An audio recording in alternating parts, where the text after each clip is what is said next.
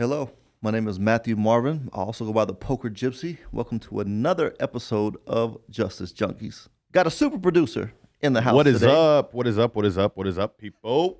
Had him in the show as a guest already. But George, tell people what you do. What's your accolades? How many shows are you running now on the show? So now I'm producing over 30 different shows here at the studio. So I got my creative touches on everything, and Marvin, this show's starting off. It's hot. Okay, a lot of people are talking about it.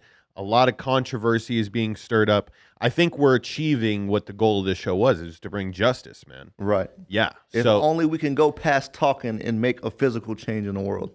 I'll be happy with this. It's a step. It's a step, though, right? Oh, yeah. But how many shows do you do, like where people can log on and see your projects? How many can we watch you on? You can watch me on, currently, I'm on 7 different shows throughout the week regularly. Okay. American Fan, Gridiron Junkies, Bizarre Junkies, Wisecracks, Action Junkies. And then usually there's a couple of like invites that I get to be on a couple of those extra shows. And obviously, I'm here this morning. I'm ready to talk a lot about, dude, slavery. Oh, yeah. So slavery. We was talking about it a little bit before, but basically we was touching on the base that slavery has never really went anywhere. It's just painted differently now. See, we go through the history, and basically there was white people working farms after they took the Indians' land, let's be honest. Yep. And they got tired of doing the work. So they said, okay, well, I heard they were selling black people. Let me go buy some black people. Right. So they became the slaves. They became the work hands on the farms. And then the government stepped in. The North and the South had a fight. And they said, no, slavery's bad. So now the white people are back to doing their own work on the farms. And everybody is now a slavery. Asian, or everybody is now a slave. I apologize. It's black, white, Asian, Hispanic, doesn't matter. Purple, green, still be a slave. So instead of having fence lines that you can't cross or somebody will shoot you, other than when you're in prison, it's now the border of the plantation is now the border of the United States. So the United States now becomes the plantation, and instead of having a plantation owner, it's now the government. And then we have a president, and then the people don't understand that the president is really just a puppet. There's certain financial companies that run the president. So the president is your new slave owner that you can see, but there's slave owners that you can't see. And that is the part that I was like, so we're all just indentured servants at that point. That's correct, because gold, the money, the physical dollar used to be on the gold standard, and they took it off. So now it's just paper. And if you're not a slave, I got to ask you something. If the government can regularly print money, why do they want it back so bad? Why do they need your tax money? That's a very good point. It's obviously what they say is for the military and like for all the services that we're able to provide, like the police, education system. So they kind of pigeonhole you into thinking that that's what you're paying for. Mm-hmm. But if I was able to print money and I needed a service, why don't I just print money for the service instead of taking it from other people? Also, you got to think that 30% of the U.S. dollars is overseas. You can look up the petrodollar, right? The whole thing with oil. That's what we're doing with Bitcoin now. That's why we're going into new currencies. Yeah, yeah. And that's a very good point, because what's up with the government shutting down? They do that every year, I think, something like that. It's just like an off day for the government, I think. Yeah, but so back to it, we're just indentured servants. You need a passport to leave, right, the United States, because they want to have like track on you, or like keep track of you. They control all your resources, and that's how the government makes slaves, let's put it that way, because they control your water, they control your electricity, they control your driver's license, any pretty much physical paperwork you need. The government controls that. They could tell you, no, you're not getting no passport, you can't leave the country right now. Nothing you could do about it. So here's the thing that I can toss at it. Why are we so tough on immigration when we would just want more slaves slaves in America. That's why the government's not tough on it. And if you look, the state of Texas is actually fighting the government over this. But the outrage in the country is because there was once a standard to get into the country. And you made people jump through all the hoops to get in the country, and then these people just walk over for free. It's not fair, is the issue. But I got a question for you, George. Yeah. Let's get really deep on this one. So you know the border between U.S. and Mexico is a metal gate, right? Correct. So if the Mexicans don't want it there, why don't they just pour jet fuel on it like 9/11? God damn. It would obviously melt the steel beams, Marvin. Yeah, right. Yeah. It would obviously melt them. Yeah, because that's true. Yeah. It's always amazed me that because their life is so bad and they're coming over peaceful. What do you think the ties are to Mexico and the United States as far as the drug cartel goes? Because I think they allow a lot of shit. They do allow a lot of shit. It's possible that they're working, because one thing you have to understand, George, is there's 197 countries. Like things like child trafficking is probably only illegal in like maybe 5 countries. So once you step out of the country, it becomes an international business. It's no longer illegal. You can go to China right now and go to a brothel and buy a female. Right. So you got to look at things from an international perspective instead of just in your country. It's running the world goes beyond running just a country. So do you think that the true slave owners are actually the entire globe is their elites? Let me explain something to you. If you're an elite of a country and you can print money, right? Let's say you own a country, I own a country. I could print Matt Marvin dollars, you could print George dollars. Yep. So the amount of money you have no longer becomes the status, right? Mm-hmm. So what is the status among elites beyond money? The number of slaves you own. So you're telling me India's winning? Whoever has the biggest population of people is absolutely winning. Yes. Yeah, no, it's a fair point. I think that in our lifetime we're going to start to see it crumble and expose a little bit. Like all great societies fall. Right? Like you see 500-year runs like with the Romans and everything, and like, America's been doing their thing for 300 years now. Like what could go wrong? I think you can start to see some cracks. You can, the faults. But the issue is it's always something that's going to be starting over again, right? Because we can all be independent and we can all be free, but there's somebody who's going to get a group of people who want control together to take control over individuals. Got it.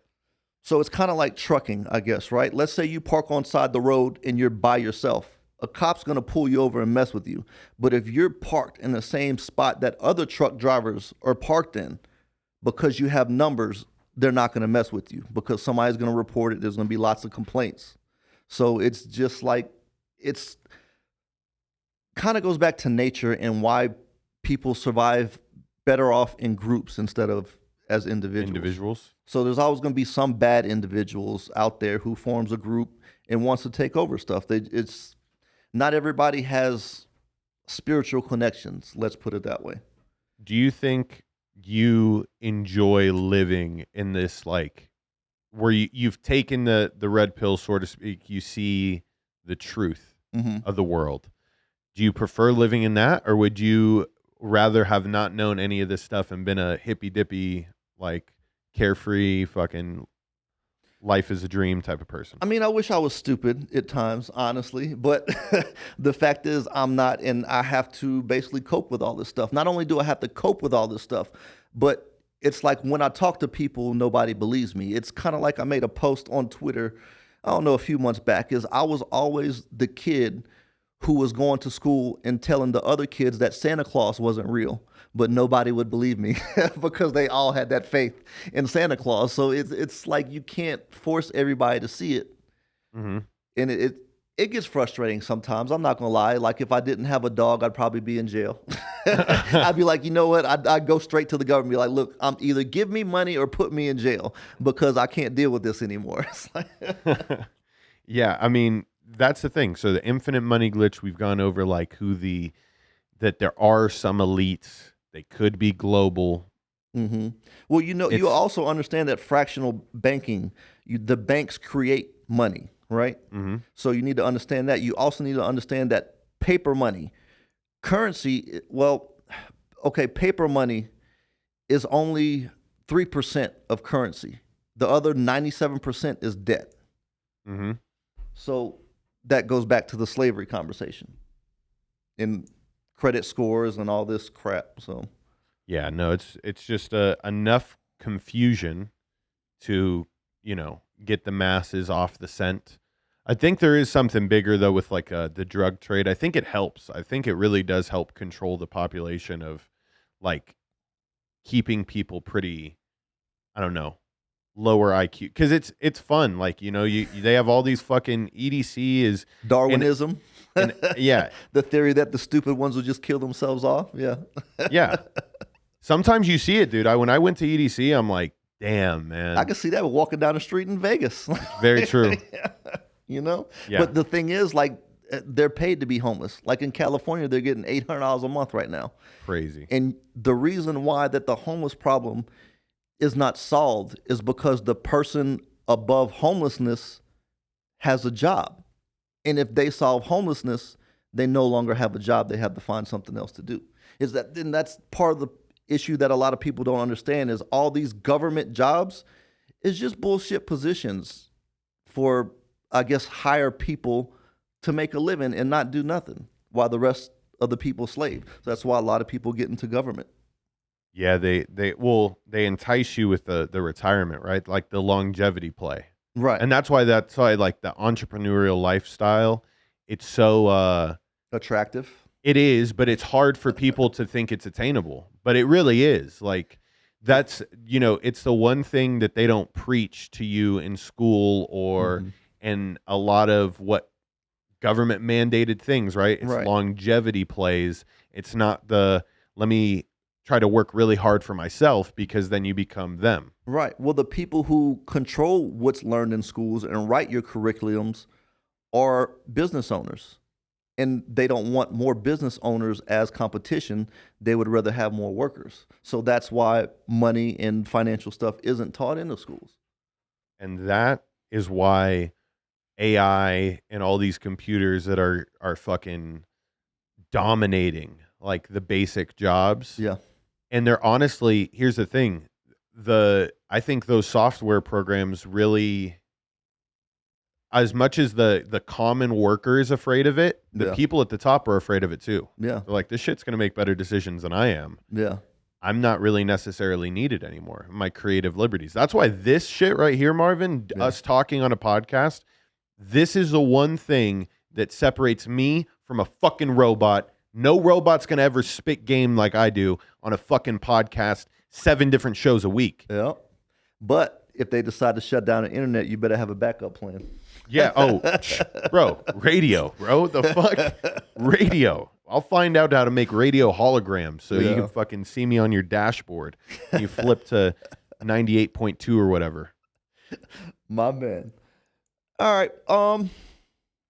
So I guess we can go deep dive into how governments take over through force. They expand through force, never through cooperation. So that's what a few stories I got here for you today. Hope you like it. Let's hit it. Which one you want to start with? Hawaii, which is a current event, Philippines, or Puerto Rico? Let's start with Hawaii.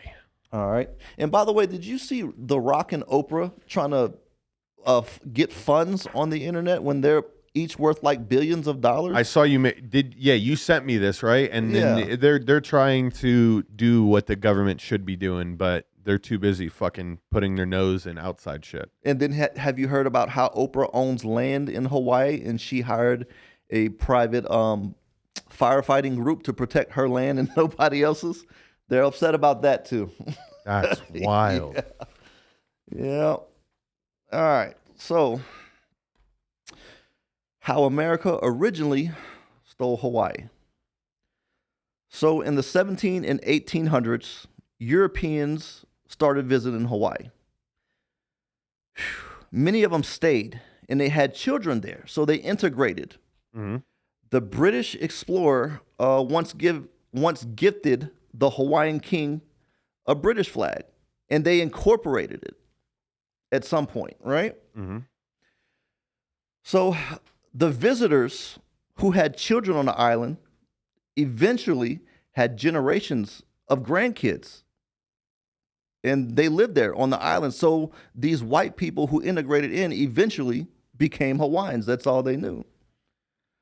But they eventually wanted to start talking about business, mainly sugar. Sugar was the main business that they wanted to speak about. It was no longer about the betterment of the people, right? Right. So even though they were born in Hawaii, their loyalty, I guess, was still to British business. Mm-hmm. So it gradually chipped away at Hawaiian government. Let's put it that way. They did it from the inside. By the 1800s, Americans had collected a huge amount of the island's wealth already. They had armed militias, white Hawaiians who were descendants, like we talked about earlier, and they were ready to get the Hawaiian government out of the way. Mm-hmm. So, the American ambassador, right? There was an American ambassador planted in Hawaii, and they got America to send over a warship in the Hawaiian territory. And the American battleship aided them with overthrowing the Hawaiian government. A lot of you guys may recognize the name of Dole, but the guy who was appointed basically the new ambassador of Hawaii, his name was Sanford Dole. I don't know how much fruit you eat, but Yeah, you ever see the Dole logo? Dole Whip, brother. Yep. So this is where it comes from. So after the takeover of Hawaii, the Dole business became international. So when you see that in the grocery store, just know that's where it came from. So even though the adults of Hawaii signed petitions and tried to claim back their land legally, it never ended up working. The Queen sent letters, they had protests, but it was still trampled on by the person with the biggest amount of guns. 1898 is when the U.S. showed up. They took the Hawaiian flag down, raised the American flag. Hawaiian language was banned in schools, and businesses had to be conducted in English only. So that's one of the first steps. And you'll notice that as a pattern, they take away the local languages. U.S. began developing land for business, often on sacred sites, and they censored the whole process. Most of the history was documented, but only in the Hawaiian language. 1993, President Clinton issued an apology letter for government's involvement 100 years ago. So 100 years later, the most these people get is a letter from the president saying, hey, we're sorry, even though the impact had already took place. And like I said, recently a huge fire has been in Maui. We know about it. They're trying to say it's lasers and stuff like that, but I think they eventually figured out that it was an electric company that started it. And Really? if I'm not mistaken, that electric company has ties to American banks. So that's just the rabbit hole that's going down these days. Let me hop in here. Go real for quick. What I also want you to track in the future, Marvin, and I've also thought this, the most addictive substances: coffee, sugar. So caffeine, sugar, those two primarily. Yeah. They're the main export that if you have control over it, Right. you have control over everyone, because everyone has a caffeine addiction. Everyone has a sugar addiction. I mean, I'm doing it right now, bro. Yeah. Oh, yeah. Like, Me too. So like that right there, and that's why you see it in all those islands. Like it's either English ruled or it's American ruled. Try to go into a grocery store and find something that doesn't have sugar. Find something without sugar. Good luck with that, right? Yeah, no, of course not. And then everything that's healthy for you is expensive, and then we don't even know if it's organic anymore. Right. So that's what I was just saying. Look at that as a common trait throughout. But I mean, the fires and the electric company, and now they got a big FEMA thing going and stuff like that, and how they're staying in hotels and how they want to put more resorts up. It's a huge old deal, and a lot of celebrities own land over there. And once you get in celebrity status, people higher up, and so it's a big rabbit hole to go down. So, yeah. People like, and I like, here's the thing, islands being so remote, once you have that big time money, like it's actually reasonable to purchase that type of land. Right. As opposed to, I mean, you can compare buying a piece of an island to like Malibu beach house. Right. I mean, like, what would you rather have? Yeah. You get a solid chunk of something super nice, or just like a house. And let's say you were Hawaiian and you didn't want government rule, right? You just want to live off the land. Good luck with that. That's you're not going to be happening. homeless, right? And that's the problem, and that's the issue, because we're the only species who pays to live on a rock that provides us with everything we need for life. That's the messed up part. That's a mic drop. All right, so now we can move on to how America stole Puerto Rico. Get it. Big meeting in the 1800s in San Juan. After 400 years of Spanish rule, a deal is made. Puerto Rico gets passed from one ruler to the next. U.S. begins to extract resources, money, labor, and military personnel. A law is passed that gives U.S. total control over the island. American leaders are appointed, not voted in. The leaders know no Spanish or anything about the current culture they're taking over. A gentleman by the name of Charles Allen gives public Puerto Rican funds to U.S.-owned businesses. They put the business owners in power as far as connections with the government. So basically, the white man comes, takes over the territory, and starts incorporating American businesses and gives them startup funds on the island. After that, he resigns, right? After the government is in place, he resigns, but then he later returns to Puerto Rico to build a sugar kingdom, which is now known as Domino. George, I gave you a piece of paper earlier. Domino sugar. And that is one thing that is conflicting with me as a truck driver, because knowing this history, I still have to run those products across the country, and I accept money in order to do these things. And yeah, I mean, you know it better than anybody. And we kind of touched on it with the whole sugar thing, but yeah, It's crazy, right? Louisiana Yeah. to Florida. Yeah. All over the country. All over. Got to run these products. Dole, sugar, Domino, all of them. I don't want to say that I wish I never would have researched the history, but it doesn't make it easier. That's why I say sometimes I wish I was dumb. You know what I'm saying? Yeah. But so the guy obviously uses connections, sets up a government, U.S. banks. But these U.S. banks that come to Puerto Rico, they start giving out predatory loans to the locals. And then that helps them foreclose on the land. So they're legally getting land by giving them deals that they know they're not going to pay back. The land gets foreclosed on, and the land gets turned into sugar farms. So a contract was worked out where everything transported into Puerto Rico had to be transported by American ships and American crews. Mm-hmm. Inflation for the locals hiked up. Then the local currency is devalued and outlawed. So if you was a Puerto Rican and you were rich, you now lost half of your money overnight. That's the crazy part. So it's like, what if China took over tomorrow and said, okay, you could only use Chinese currency? All the American currency you have acquired right now, gone. Mm-hmm. So they forbid Spanish in schools and public institutions. Now the men were then sent to fight war for a country who was currently stripping their territory. What was the year on that? This one, I do not have it written down, but 1800 sometime. So similar traits and thought process back then, and you can only help but think, right? Put yourself in their shoes. 100 years before them, about a generation before. Right. That's still just the methodology. Right. You It's know? the same stuff. So you're Puerto Rican. Cuban. Well, no, I'm saying let's. Yeah. I'm sorry, it was hypothetical. Yeah. You're good. So let's say you're Puerto Rican. Yep. They come over. Mm-hmm. They basically take your land legally, but now you're an American citizen.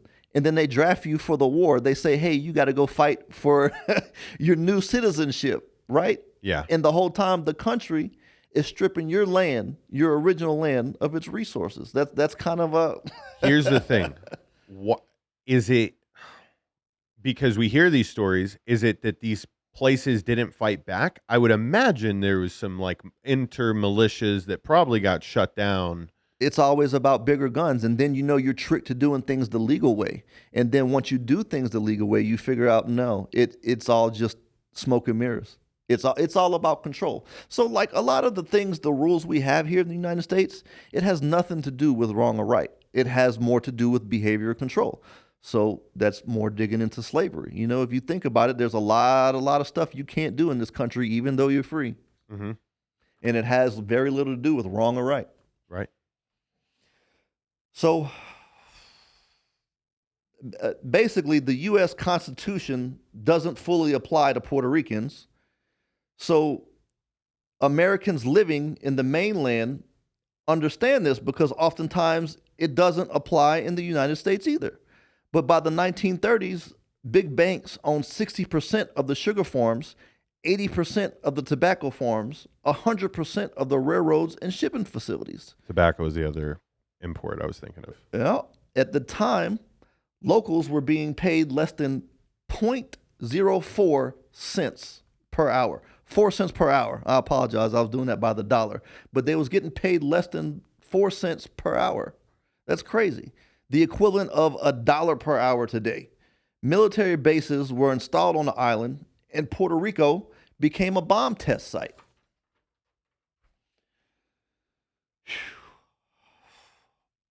Pedro Campos, a poor kid who gets to Harvard, obviously very smart. He graduates Harvard Law with high scores. He serves in the military, the United States military, in World War I. He helps draft Ireland's independence constitution. He then returns to Puerto Rico to help the local population achieve independence. He bounces in and out of prison for 25 years. He gathers a lot of people who are tired of being exploited, and they call themselves the nationalists. They do things like run for office and go on strike. While they're doing all of that, there's a doctor that goes into Puerto Rico, and in this letter, he confesses to spreading cancer in Puerto Rico. So, yes, cancer is something that they can spread. It's basically biological warfare. The letter is found and spread across Puerto Rico. Hospital workers find the letter. They distribute it. But you know what happens to the doctor? He's put on the front cover of Time magazine. That's crazy. Backlash from the locals explode. Officers with machine guns and tear gas are put into place. After a police chief is murdered, Pedro Campos is arrested for putting together, like trying to disband the government, trying to overthrow the government. So they charge him with that. He's then thrown back into jail. He's given a rigged trial made of jury of Americans and is sentenced to prison for 10 years. Yada, yada, yada, like we didn't know that was going to happen. Later, there's a peaceful protest. So they're trying to do it a legal way, and police start shooting into the crowd. Women, children, elders are killed, beaten to death. 19 killed, hundreds wounded. FBI was called in. FBI started psychology warfare on the local population. The goal was to divide them and to make them feel watched. That's biological, psychological. It just goes beyond physical. I mean, there's all these elements that's just involved into taking over a country and controlling a population. The Nationals, which are the rebel group, decided that they just had enough. They decided to go armed, and the U.S. responded by bombing Puerto Rico. Nobody comes to the rescue of Puerto Rico. U.S. issues mass arrest. Puerto Rico are victims of a system created by the U.S. government, a system that is based on reliance and oppression. Basically, you rely on the government and they oppress you once you relied on them. The same system the government uses today on its own citizens. Puerto Rico still remains an unincorporated territory. They still do not have the same rights as mainland Americans. They do not get to vote. Colonial abuse has left deep wounds on that island. It's crazy, right? It's where the imports matter the most. It's all about the money, baby. Yep. That they could just print in a room. So tell me that's not slavery and oppression, right? So let's go on to how they took over the Philippines. We got time, right, George? How we doing on time? Yeah? My man. All right. So at this point of the show, we should understand that governments expand by force and not through collaborations. About 500 years ago, Spain conquered the Philippines. As a matter of fact, the islands are named after King Philip II. There was supposedly an explosion of a U.S. submarine in Cuba. U.S. declares war on Spain, which was declining heavily at the time anyway. Teddy Roosevelt also decides to liberate Puerto Rico, Guam, and the Philippines. A guy by the name of George Dewey was sitting in the position that was over Asia. He gets a call saying, hey, go attack the Philippines and Guam. And it's just that simple. There was no angle that was sold to the American public during these cases. U.S. arrives in the Philippines to find out that the local the Filipinos were already fighting the Spanish. U.S. saw Philippines as the perfect business hub. That's why they wanted the island as a business hub. If the U.S. doesn't take it, Japan or Germany may also take it, was also another issue, but the words liberate the people were used. Mm-hmm. Spanish and U.S. commanders met. They had a meeting, right? Spanish commander literally says that he would be willing to surrender to white people, but not Filipinos. So there's a fake battle that's staged in the Philippines, takes place in Manila. The U.S. does not let the Filipino forces that were fighting the Spanish participate in the battle at all. So it's like a private battle. It's, staged. The story that the U.S. conquered the Spanish is sold. So it looks like the U.S. liberated the Philippines. And then the U.S. turns around and gives the Spanish $20 million for taking part in the play, basically. Whoa. This is all research it. It's all there. It's all public information. Spain was down bad at the time. Did they not realize you can print money? Yeah. Fucking idiots. Right. They're like, oh yeah, no, we're down 20 mil. So I think that's when the dollar was backed by the gold standard, though. You see what I'm saying? And that's a big issue with the BRICS new currency that they're doing. Yeah. Trying to get away from the U.S. dollar. The issue with that is the United States has enough gold in their reserves to incorporate. Yeah. Right. Still rule. So they have more gold than the whole BRICS combined is the other issue. Allegedly, right. So the U.S. starts to colonize the Philippines. George Dewey gets a parade in New York. Spain loses their fake war. U.S. claims Guam, Puerto Rico, and Philippines.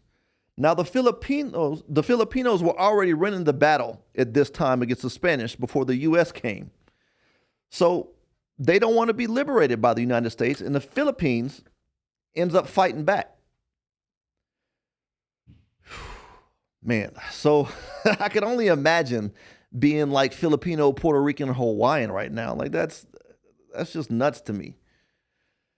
So shipping to and from the U.S.